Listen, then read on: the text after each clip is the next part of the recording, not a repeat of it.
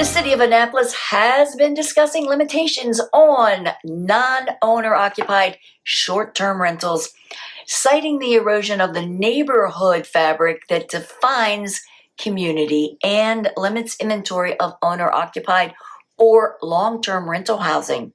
It's Friday, August 1st, 2025. I'm Kimberly Barton, broker-owner of Kinetic Realty, Maryland's boutique brokerage. This is the weekly Annapolis Real Estate Report.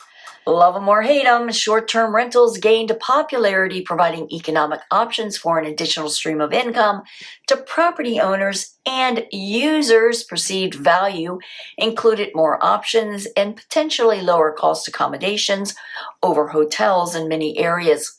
Short-term rentals became a growing business model, and communities across North America began to see a lot of neighborhood homes snapped up for these purposes. The proposed bill O-1725, sponsored by Ward 1's Alderman Harry Huntley, suggests no short-term rental licenses shall be issued once the number of short-term rentals on a block reaches 10% of the residential units on that block. The city already has regulations in place for short-term rentals to include limiting to one short-term rental property per owner, with the property owner or property manager required to be a resident of the city, registration for a short-term rental license, payment of an 8% occupancy tax, and a state of Maryland sales and use tax license. Right now, there are approximately 327 registered short-term rental licenses on the city registry, but the reality is that there are probably a lot more property owners than registered, and there are no clear policies for monitoring or enforcement in place.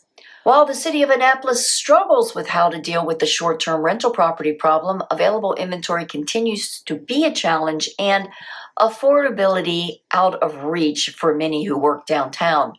Homes for sale fell 7.1% this week to 210 units at a median $750,000. To purchase a home at $750,000 with a minimum down payment of 3.5%, a household income would have to be about $255,000.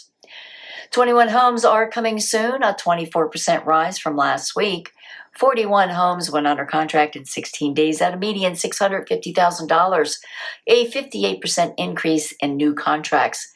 32 homes sold for 96.7% list to sold ratio ends 28 days with the median sales price of $600,000. 12 homes sold in zip code 21401 at a median $600,000 sales price in 28 days. 16 homes sold in zip code 21403 at a median sold price of $674,450 in 34 days. 4 homes sold in zip code 21409 at a median $593,145 in 19 days. There are 35 homes for lease at $3,500 median per month. That's a wrap for this week's Annapolis Real Estate Report for Friday, August 1st, 2025. Thanks so much for tuning in. Enjoy your weekend. Stay cool. I'll see you next week. Take care.